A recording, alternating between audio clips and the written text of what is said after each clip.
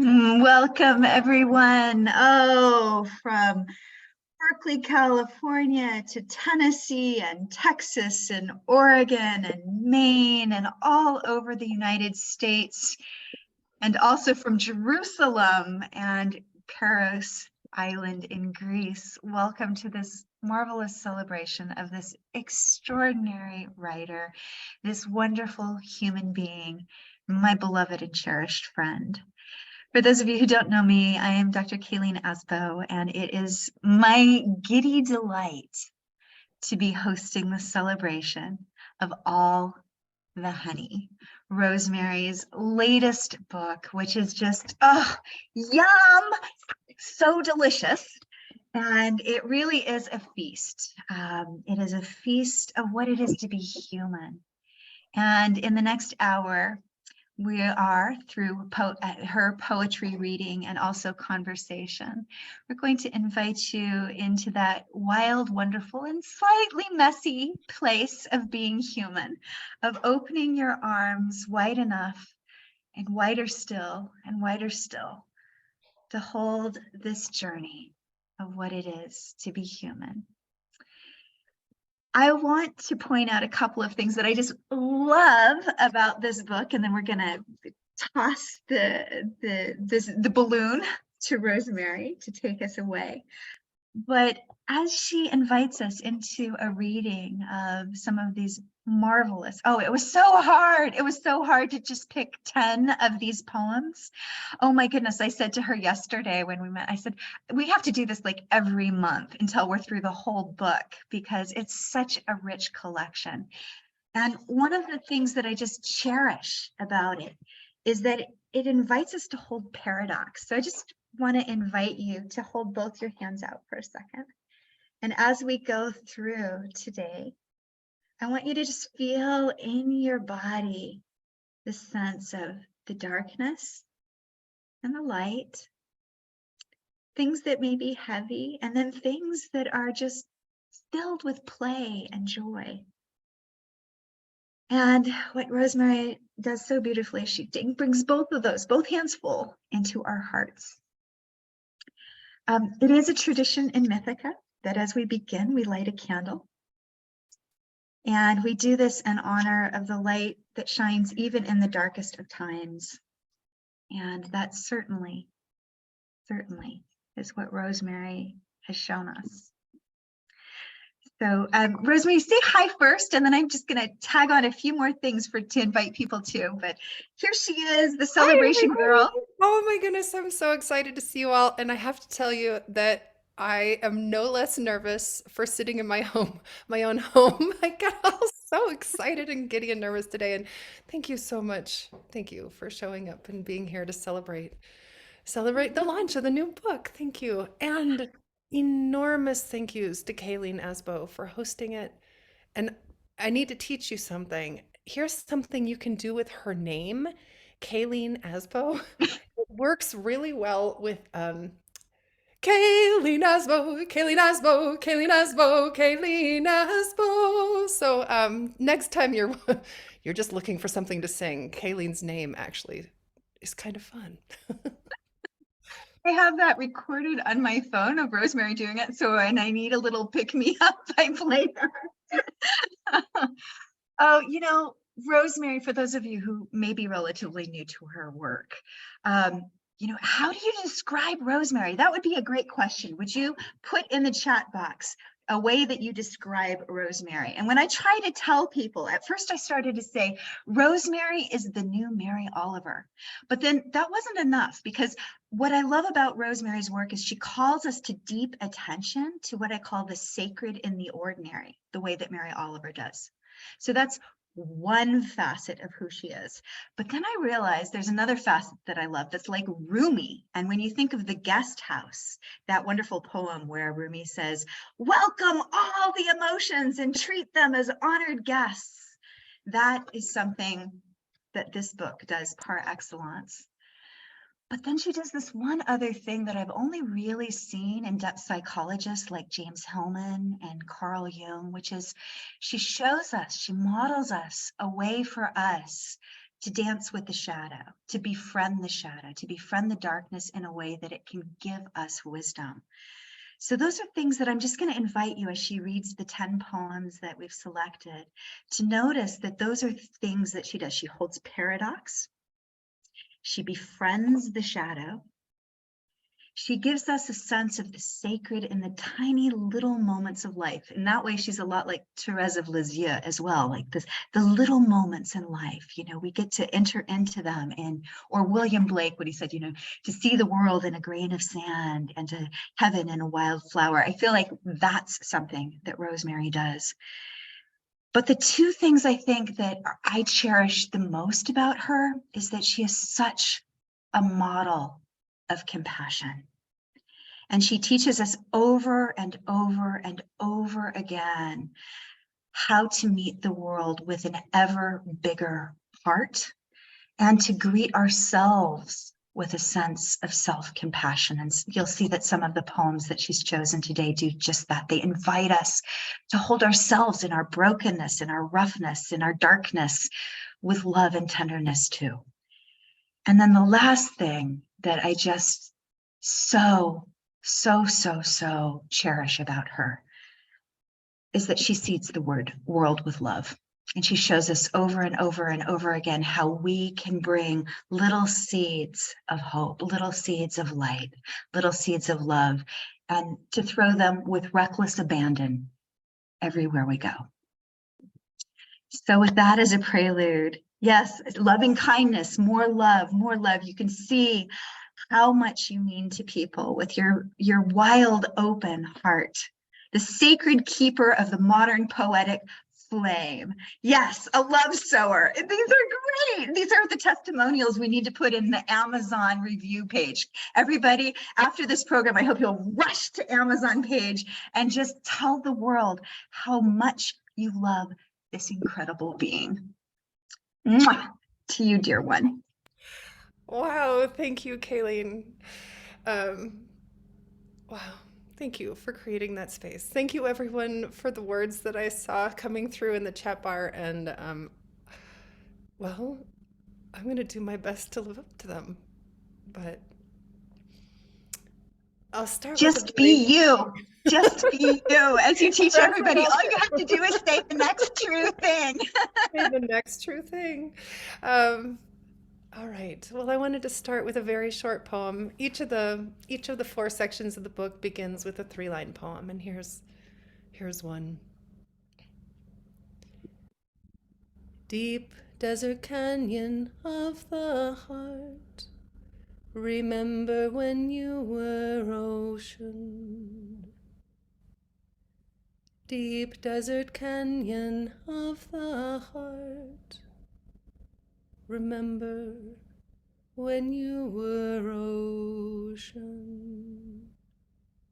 Deep desert canyon of the heart, remember when you were ocean.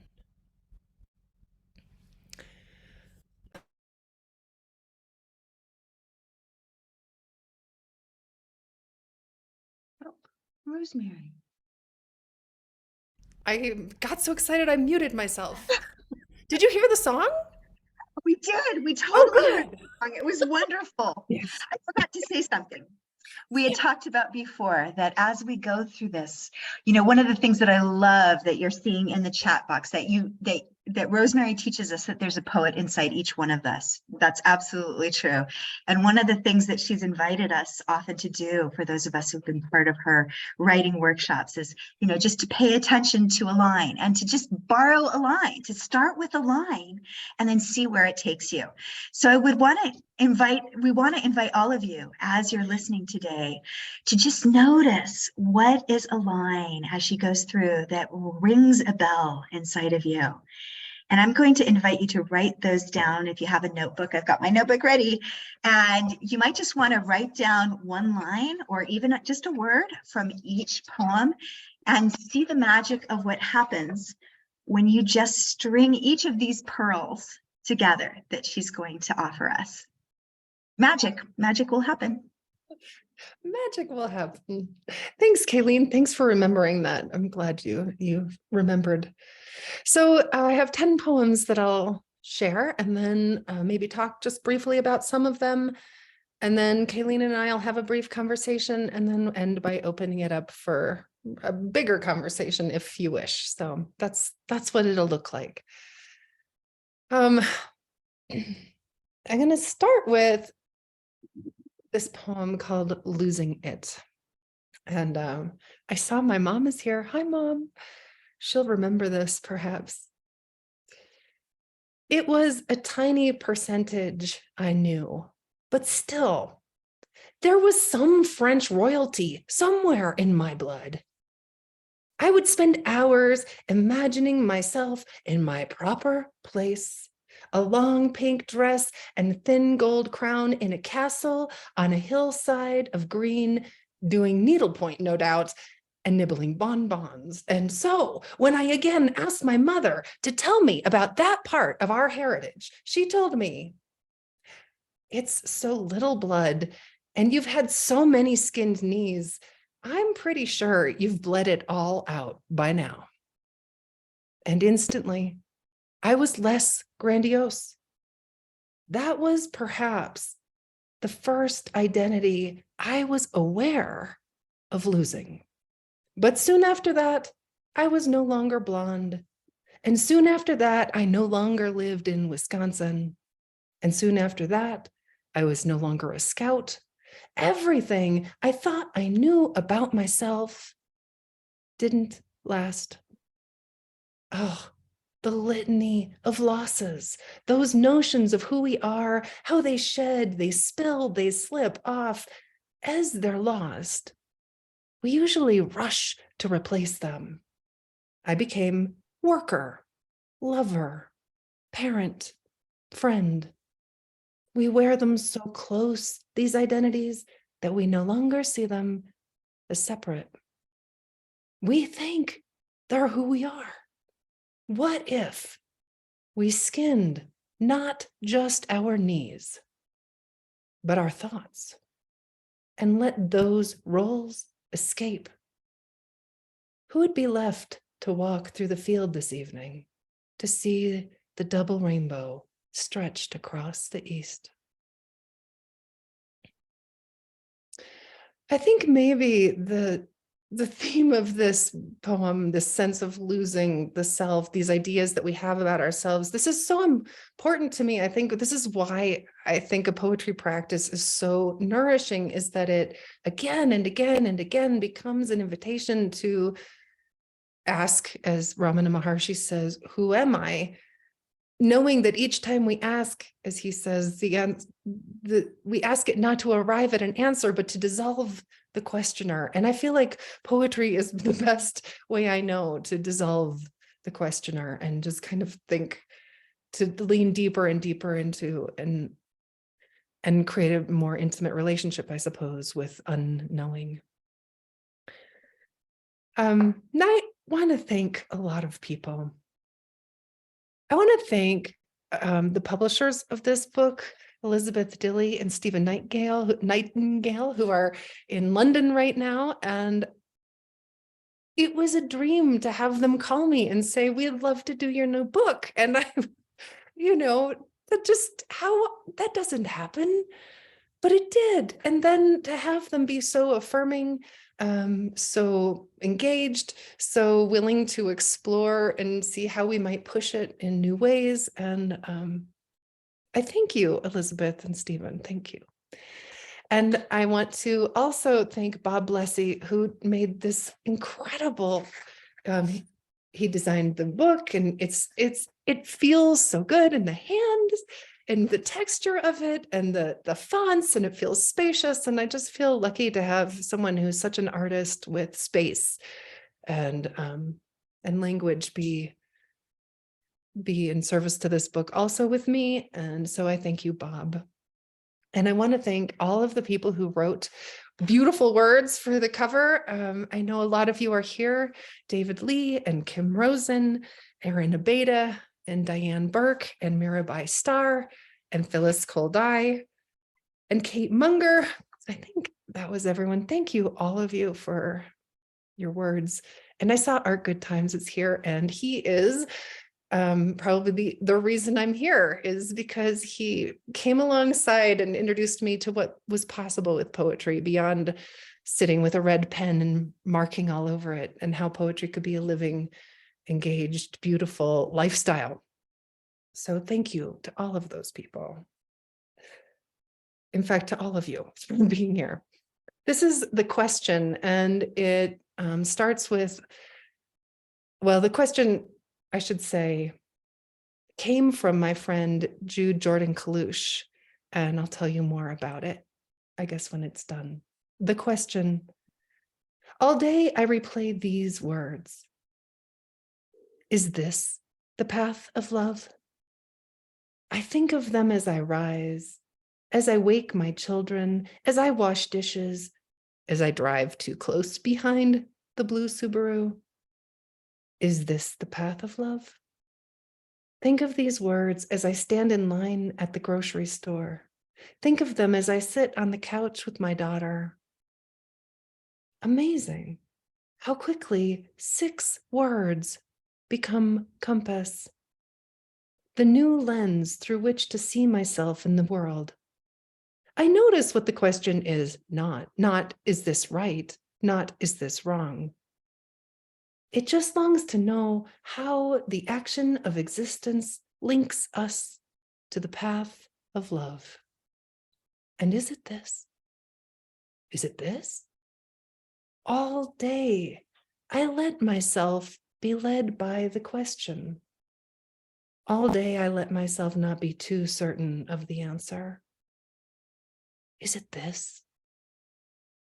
Is this the path of love? I ask as I wait for the next word to come. This poem, Jude is another kind of, she I think really helped me see that poetry had a mystical quality to it, and that it was also so part of the body, and that we could use it as a way to engage with the divine. And I don't know that I really had understood that before meeting Jude. So I thank her for saying that question and helping me write this poem. I think that all of you know that there's a great chance that I'll cry sometime during this reading. Wouldn't it be shocking if I didn't? And honestly, I chose a few poems thinking, yeah, there's a really good chance that I will cry when I read that. And I thought, then maybe I shouldn't read it. And then I thought, are you kidding? Is that what you're going to do? You're going to make a choice to not show up? So maybe I'll cry, friends. I And will. maybe you will too, Rosemerry. Okay. Feel free to cry anyway. Yeah. Well, this Get poem, your handkerchiefs ready. right? This is a poem, as many of you know, I think maybe all of you know, that my son took his life a year and a half ago in August of 2021. And 3 months later, my father died. And so the poems that are in this book certainly reflect both before they died and after. And there are quite a few poems then that touch on meeting grief. It's not even half of the poems, but what I've come to understand is that they're a strong flavor, so that it does come through. It comes through in the book, certainly. But my whole hope with it was to create a book that meets grief and joy and loss and elation and struggling and effervescence, kind of to touch all of it, because truly that is what all of us are asked to do all the time as humans. So I suppose this is a poem about meeting those extremes. If you've lost someone, as I imagine most of us have, then perhaps you're familiar with this question. People often come up to you and they say, "How are you?" And what are you supposed to say? For when people ask, I want a word that means okay and not okay. More than that, a word that means devastated and stunned with joy. I want the word that says, I feel it all at once. The heart is not like a songbird singing only one note at a time, more like a Tuvan throat singer, able to sing both a drone and simultaneously 2 or 3 harmonics high above it. A sound, the Tuvans say, that gives the impression of wind swirling among rocks. Oh, the heart understands swirl. How the churning of opposite feelings weaves through us like an insistent breeze, leads us wordlessly deeper into ourselves, blesses us with paradox. So we might walk more openly into this world so rife with devastation, this world so ripe with joy.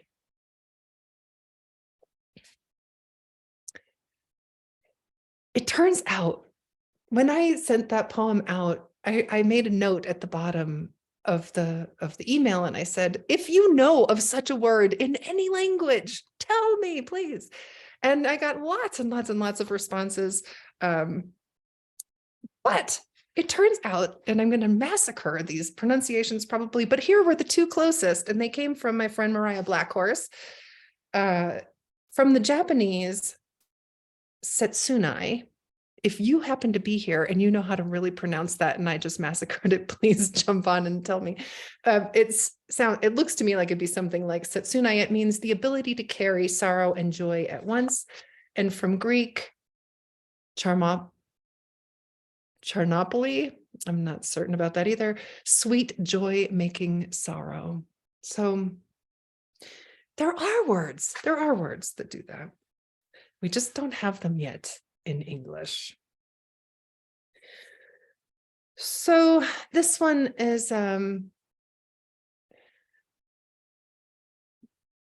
a beautiful poem by Alberto Rios that I tend to use in almost every single workshop I do. When giving is all we have. And he begins that with this one river gives its journey to the next. And I thought about that. I think about this line all the time, but I very specifically have been thinking about this line in terms of what I thought was the progression of parents giving their journey to their child. Certainly when Finn died, I realized how that journey had shifted. And that's what this poem is touching on. All is water. I thought it was I giving the journey to you. You gave your journey to me. I thought I was the headwaters, but I have become your tributary. Now I carry your turbulence. I carry your calm. I carry the waters of my own breaking. A river follows the same changing course, but the water moving through is always new. Let's name this river the river of sorrows. Let's name it the river of love. New. Is it any wonder I am startled by this journey? Old. Is it any wonder I am still longing to give? Traveling these shores, there are moments when I feel every other wave that has ever passed, and feel every wave that will ever be, and know myself a share of something greater, something generous that is always giving, something ever borrowing from the current of the world.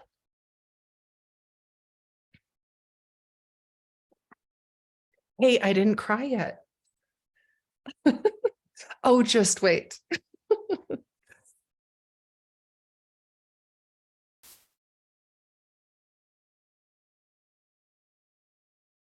There are a lot of poems in this book that I would say are downright goofy, and some of them highly silly, including Dolly Parton in my kitchen in her high heel shoes, and Mr. Clean also in my kitchen, shining it all up for me. And here we are again in my kitchen with someone who I'd really rather not run into. Hello, fear. Well, there I was, making tea in my kitchen when fear hit me like a school bus. I didn't need a scientist or a therapist to tell me it hurt. I screamed, ah! I shouted, no! But after smashing into me, fear just opened the folding glass door of the bus, yanked me on, and plopped me down in the green vinyl seat. I'm scared, I said. Yeah, said fear, 'cause I'm scary. Yeah, I squealed as the bus careened through the couch, through my bedroom, through the splintering dining room table. What if I lose everything? I said to fear. Yeah, said fear. What if you lose everything? And who will I be when everything changes? Yeah, said fear. Who will you be? And then fear opened the door and shoved me off the bus, and I was standing again beside the familiar green counter, teacup in hand, not a drop spilled. Who will you be? Fear shouted from the half-open window. I took a deep breath, not knowing how to respond, then stepped into my life, determined to live into that answer. You know, who wants to meet fear, really? And actually, I have a poem that just came out yesterday on Vox Populi about meeting fear, in which fear is a spider. And I realized, do we really have to be friends with it? No, I think that's honestly asking too much, but we do have to meet it. And that's saying hello to things is actually a way, like Kayleen was saying earlier, it's something that I do all the time. I notice what's here and I say, oh, hello, frustration. Hello, Hello, fear. So this next poem is one that I wrote just before my father died, and I was driving to the airport. I knew he was going into hospice. I was driving to the airport in Denver and saw the antelope in the field, which I knew would have made my father very happy.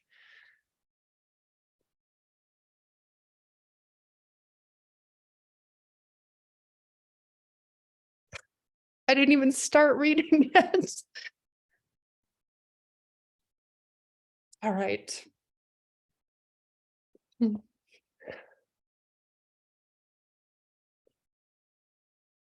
There is only the field. On the day my father begins hospice, I watch the pronghorn in the field, marvel as their brown and white striped bodies nearly disappear in the dead grass where they graze. If only I could camouflage my father.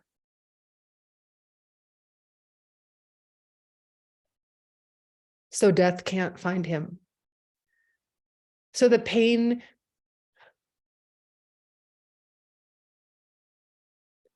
would never have discovered him. Tomorrow, my mother and brother and I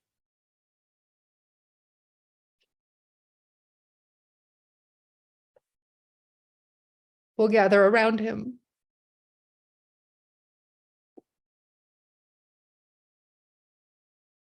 The way a herd might gather, circling him as some antelope circled their young.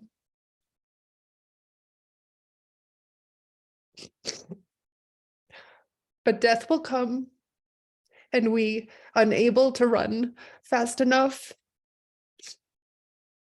unable to hide, we will meet it together. And if I could fight death, would I? Whatever horns I have are more for ritual than attack. When death arrives, I want to bring my softest self. I won't bargain, but I'll tell death it's taking the best of us. The one who worked hardest to survive. When death arrives, I want to ask it, please be gentle. He suffered so much already. I want to tell death, you don't get all of him. I carry in me his goodness, his courage. While I live, he will always be alive in this field. Oh, I'm gonna just mute myself and sniffle real loud for a second.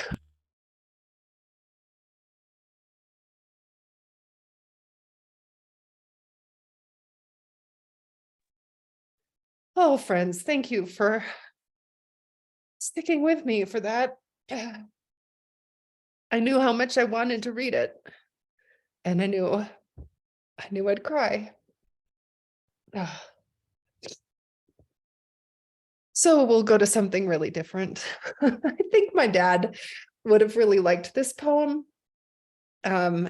It's about driving on windy roads. I live in a small, thin desert canyon, high mountain desert canyon, and along the river. And so it's very curvy and people go really slow. And some of you who've been in a car with me know that this is where my really aggressive side comes out.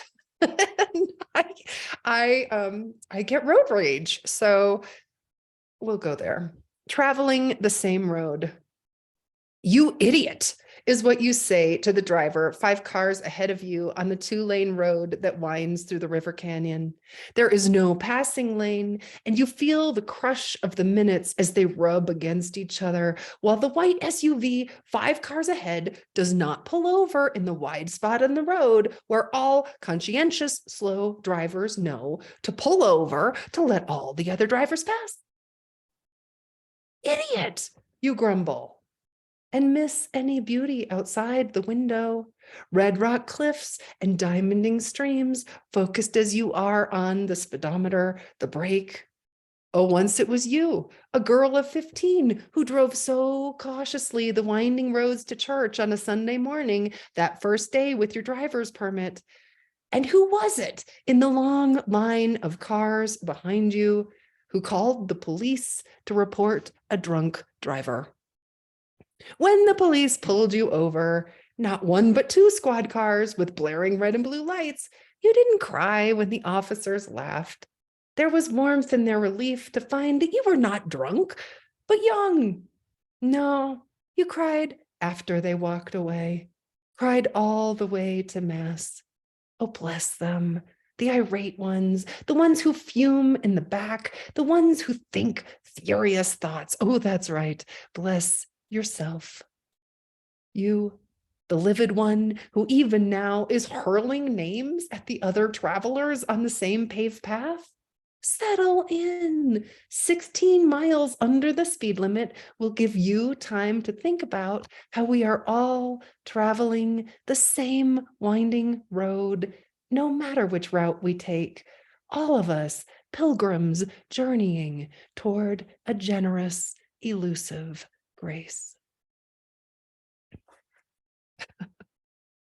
Oh, yum. Just let that settle in your bones, everybody. Oh, that's what I mean when I say she is such a guide towards compassion and self-compassion. Right? Oh my. Forgive me if you were the person in the slow blue Subaru in front of me and I'm the one in the back of you, like, ah, you idiot. Oh my gosh. Mom, you remember that day, of course, when we were driving to church, huh? Okay. Well, here's one about I gave myself, and I often do give myself this little game to play, especially with grief, where I just fill in the blank with this sentence, today grief is. And I notice that grief changes so much from moment to moment. And I don't think this is something that I really knew before, how many faces grief has, how many ways it shows up. And it never ceases to amaze me that each time I fill in that blank with a new thing, today grief is. It's beautiful to watch how it changes, right? Whatever I thought I knew about grief, I learn something else new. Beginning. Grief arrives with an eraser. Not the cute pink kind at the end of a pencil. More like the big gray kind with the fat felt strips we used on chalkboards. The kind that didn't really get rid of what was there, just smeared it around until it was unrecognizable. The ghost of what was written still haunting the board. At first, I thought what was being erased was the one who was gone. Then I realized what's being erased is me. Whatever I think I know about love, about life, about death. This erasure is nothing I would have asked for, but now, lines blurring. What is infinite in me begins to recognize itself. And it's beautiful. This spaciousness I once thought meant the end.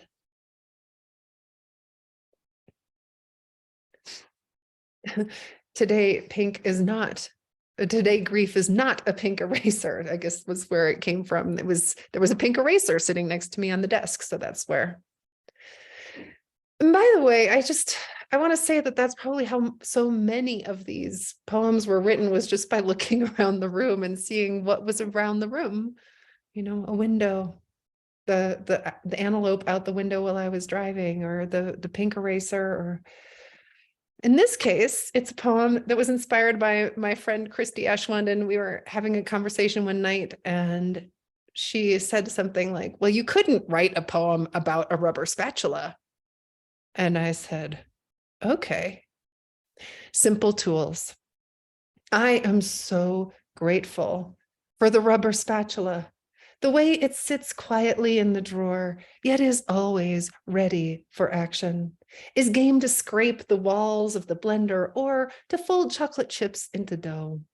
It evens and swirls the frosting on cake and welcomes the tongue of a child. In a sharp world, it knows the value of being blunt. It knows that to smooth is a gift to the world. Some people are knives. And I thank them. Me, I want to belong to the order of spatulas.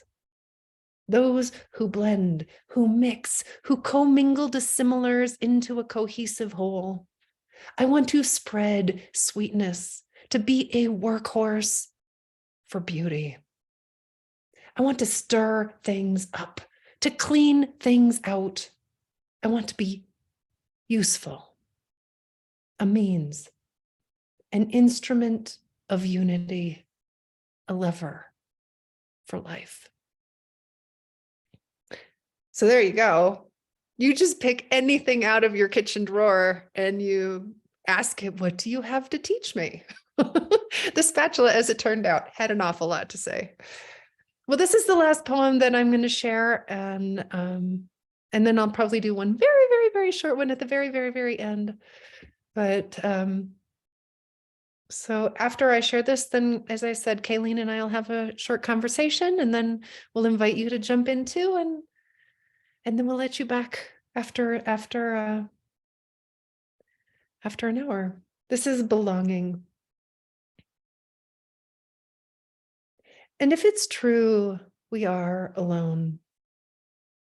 We are alone together. The way blades of grass are alone, but exist as a field.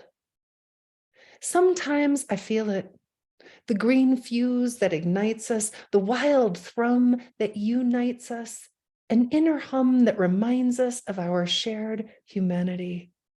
Just as 35 trillion red blood cells join in one body to become one blood, just as 136,000 notes make up one symphony, alone as we are, our small voices weave into the one big conversation.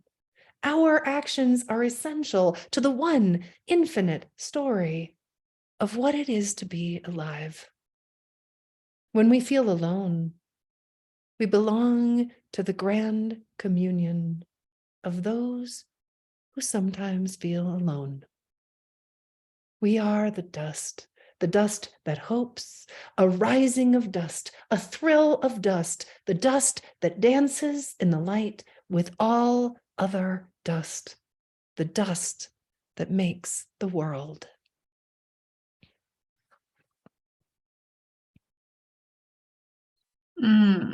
Yum. Oh, everyone, just notice all the honey, all the sweetness that is just flowing around you, buzzing inside of you from this richness, such richness. And it's so rich that I have to note that there were a whole bunch of poems that you read instead of the ones that you sent me this morning. So it's so interesting. It's so interesting. But one of the things that I wanted to highlight about Rosemerry, one of the first things that I fell in love with, it's just so remarkable. You might even think, like, how did you discover Rosemerry? That might be a great thing for you to put in the chat box. How did you find her? Because that poem that she just read really speaks to this web of connection. So I will thank Larry Robinson till my dying day for including one of your poems in his poetry list. And I said, who is this woman?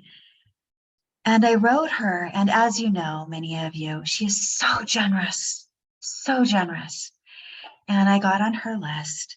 And then she started talking about this thing that she does that she's going to do again next month called The Secret Agents of Change, which was such a beautiful experience about that question of how can we go and seed the world with light and with love. So Rosemerry, can I ask you to do an encore and read Fortunate? Yes. Because Fortunate sort of speaks to what she's going to do again next month in May. I encourage you all to sign up with this. They'll say secret agents of change. Here's, like a secret way to go make the world a better place. And then everybody gets together and they talk about like, what did you do? And it's like, oh, this is what I did. And this is what happened. And for those of you who may be struggling, raise your hands with a sense of despair or sometimes hopelessness and the sense of, oh, what's going on in the world? This is a marvelous injection. I'm seeing Cindy Smith going, yes, both hands up, This is a marvelous injection to know how these little bits of light, these stories can kindle inside your heart and inspiration to go do something wonderful. And that's how Rosemerry and I became friends, as I joined this, and she started commenting on the things that I was doing. And that was the beginning of what I know will be a lifelong friendship. So this poem that she's going to read as an encore, Fortunate, is just the sort of thing that she actually would do in real life. First of all, I'm sorry that I didn't follow the list that I said.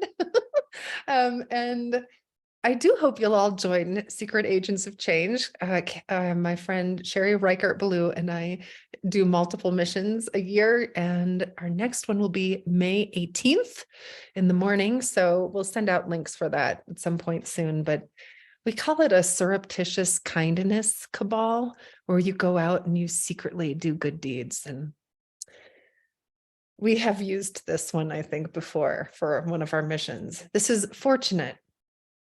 Tonight, I want to break into the fortune cookie factory armed with millions of tiny rectangular papers. I'd surreptitiously slip into the thin folded wafers. You will say 5 nice things in the next hour, says one.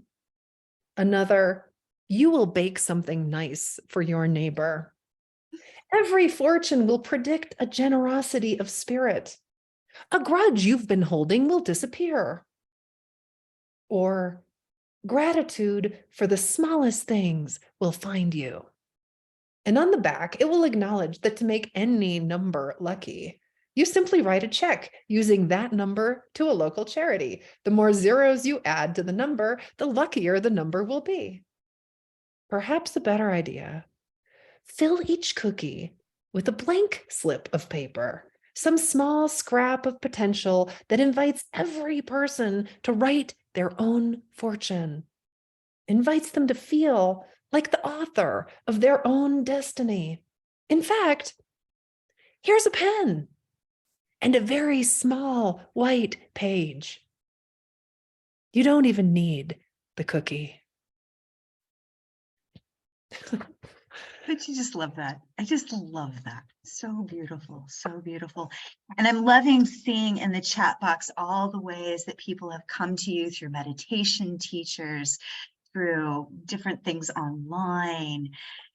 And here's a little note for those of you who don't know. You can hear that beautiful voice of hers reading her poems on Ritual. So if you don't have that already, an app in which you get to hear that exquisite voice with its multiple octaves of joy and sorrow, inviting you into that rich territory of being human.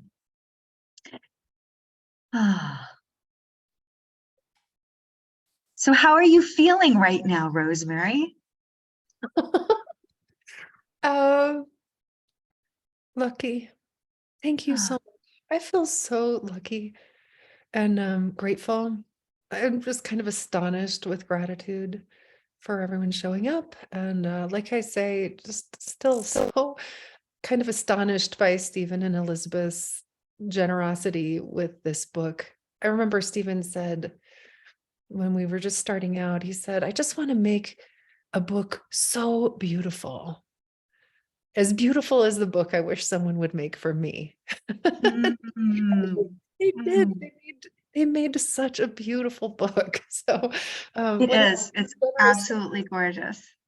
Yeah. And I'm seeing people put in the chat box like they're going to go buy lots of copies. I can't recommend that enough, to just have a whole box of Rosemerry's books and then give them away when someone needs to have their grief met. when they need to be invited into that space of welcoming their own humanity. I feel like the poetry of Rosemerry What Told the Trauma should be in the first aid kit for the soul. That's a way to market it, Rosemerry. We could have a little box and say first aid kit for the soul, and then have tiny little rectangles of blank paper with a pencil. Yeah. Yes, we would definitely need to send out lots of little blank fortunes for people to write. Yeah, that's a really good idea. That's a good idea. I'll mention too that you can buy the book anywhere you buy books, at your local bookstore or bookshop.org or the other large store that everyone buys things from online, or also my local bookstore Between the Covers and Telluride from May 1st to June 1st. They're closed right now because everything in Telluride closes basically for a month. But when they reopen May 1st, you can order books from that bookstore, and that way I can sign them. So if you wanted books to be signed, try ordering them through Between the Covers, but you can't do that until May 1st. So we were going to invite people in the last few minutes to respond in some way. If you would like to put up your hand so that we can see you, if you could just do that. There's a little raise your hand sign somewhere that you could click on. Oh, here we go. Kate Munger, I see your hand right away. Hello, dear friend. Marvelous to have you with us. Good morning. Thank you so much for this. Good morning, Rosemerry. Hi, dear Kate. I'm so happy to be here and see all these beautiful faces and the colorful quilt of appreciation that's shown up for you. The thing I want to say as I'm listening to you read is that your voice, your reading voice is closer to a singing voice of any poet that I've ever heard. You almost sing your poems. I'll leave it there. You know how I feel about singing, and I'll leave it there. Thank you. Kate's the founder of the Threshold Choir that sings to people while they're dying and in hospitals. And Kate, I just have to ask you, have you set Rosemerry's beautiful poems to songs yet? Because doesn't the world need them? Yes, I have. I have one done and approved by Rosemerry, and one she doesn't know yet that I'm working on. Well, it's pre-approved. I feel that, Rosemerry. I feel that so strongly. Thank you. Oh, thank you, Kate. Kathy Benson, I see your hand up. Yes. Hi, Rosemerry. So I'm going to cry while I say this, but that poem about your dad was so beautiful. I lost my dad 20-something years ago, and that poem just touched my heart so much and like allowed me to feel something that I don't let myself feel all the time now, so many years later. And you actually feeling it makes it more powerful. Yeah. You, like, to me, that was, it brought it to a whole other level. So thank you so much for that beautiful, what a tribute to your dad. That's beautiful. Thank you. Thank you, Kathy. And a tribute to your dad too. Thank you. So Rosemerry can really drink this in. Would you raise your hand if you also feel that Rosemerry has allowed you to feel your feelings with greater depth, and that if she's given names to feelings that you've had that you haven't been able to name? Yeah, such a gift you've given us all, dear one. Thank you, friend. Dick Sherman in Berkeley. Hello, friend. Hi. So, Rosemerry, I'm very interested in your process of writing poetry. Do you read it to yourself out loud to see how it sounds and then edit it?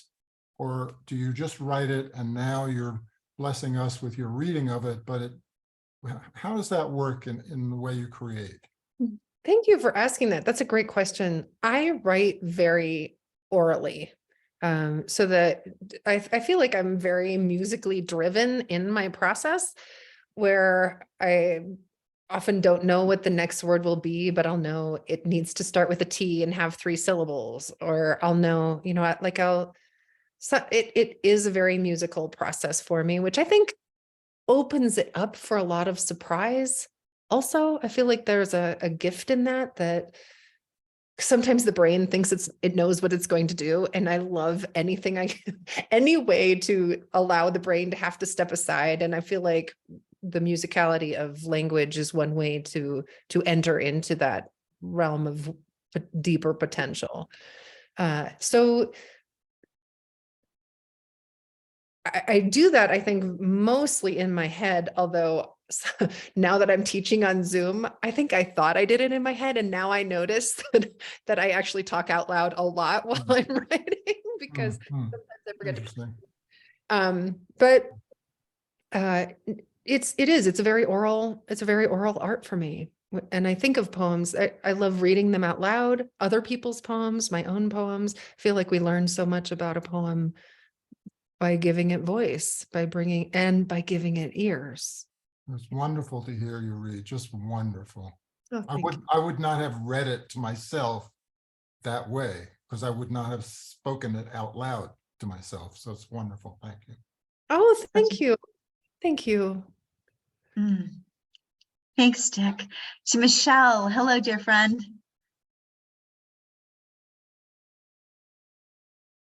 Hello, Kayleen. Hello, Rosemary. Hello, everyone. So I have good news. As you were reading your poem about your dad, my baby granddaughter just came into the world. So I just heard about it. So thank you. Thank you. You sang her in and she was struggling to come out. So there you go. Thank you. Oh, welcome to the world. Welcome to the world, little one. Thank you for sharing that. How beautiful. Thank you, Michelle. Mary Lou, to you. Oh, I'm so moved right now. There's so many poems that touch my heart today. Thank you. Oh, somehow you got muted. You'll need to unmute again, Mary Lou. I found you through Kayleen and then through Ritual, which is the richness of hearing your voice.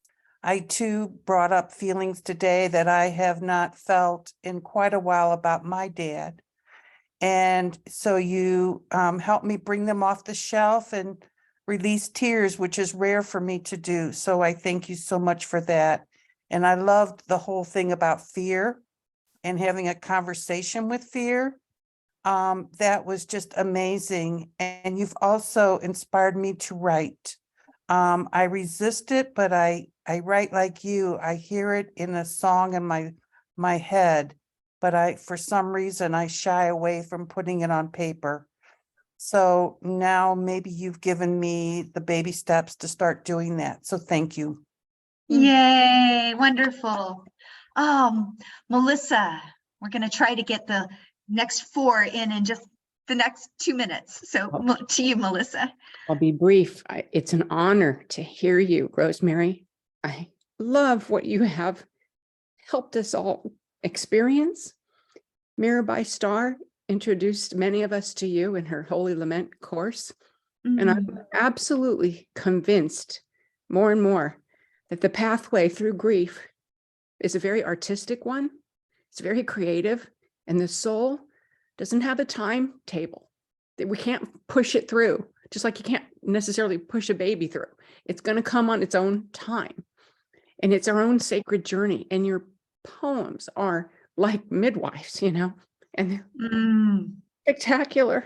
And I love how your name is spelled too. It's you, thoroughly. Thank you so much. I'll let the next person share.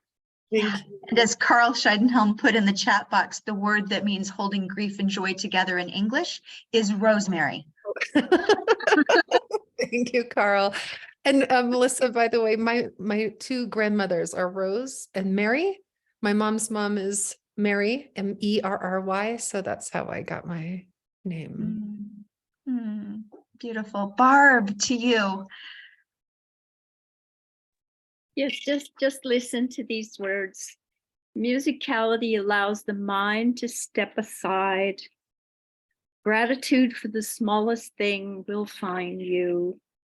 The heart is not a bird singing one note.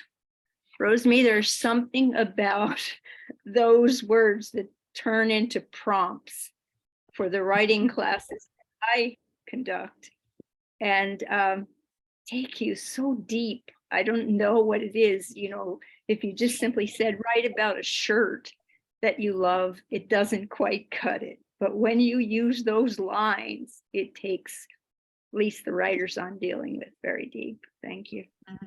Thank you, Barb. Diane, to you.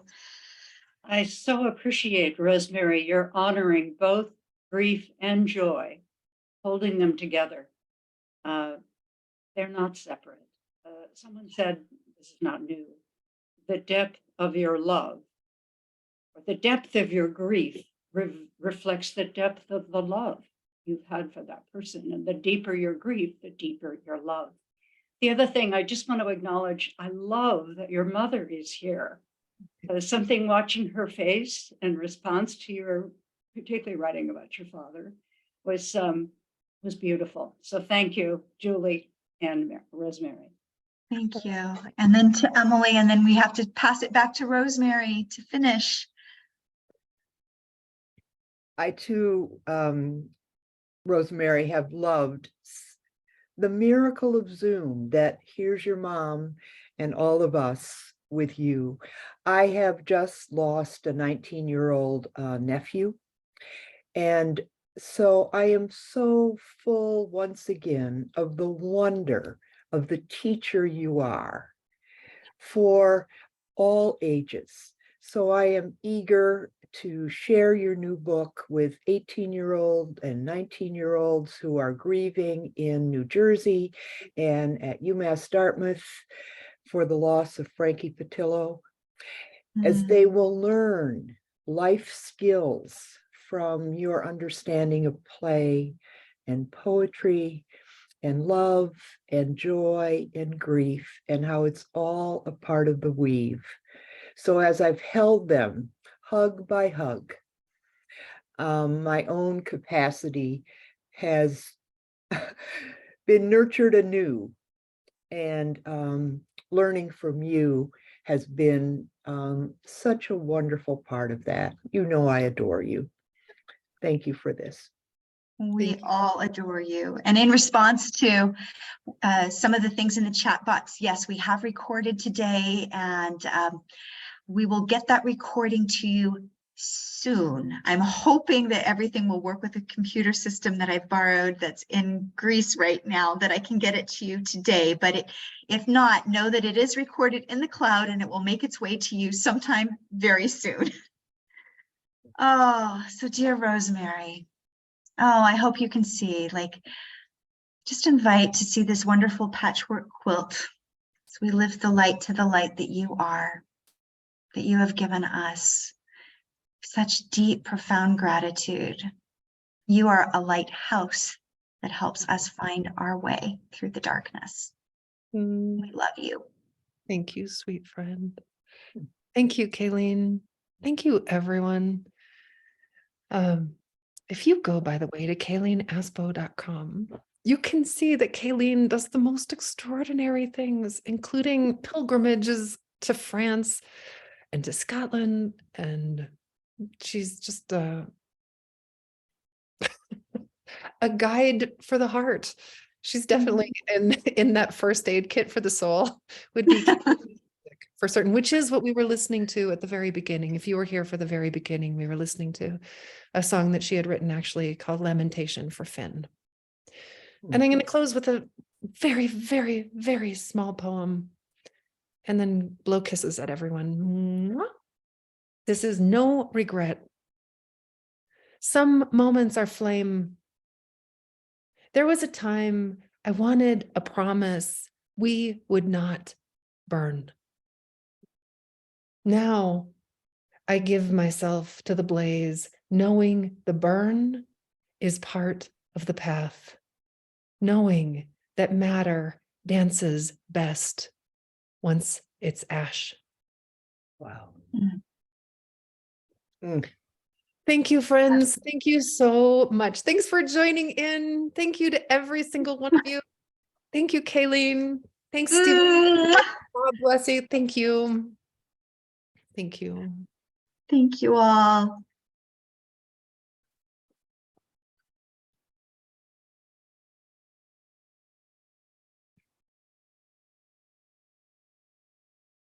Love you, Rover Dove. Oh, Cully. Thank you. I love you. That's my baby brother, everybody. Oh, yes. You can see he's not so little.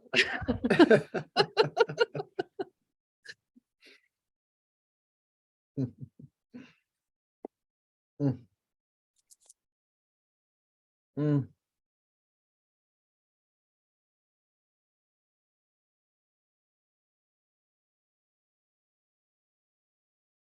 Mm. Hard to leave. I'm not leaving. It's just too hard to go yet, you know? Hanging on. Mm. Good. Mm. Thank you, Rosemary.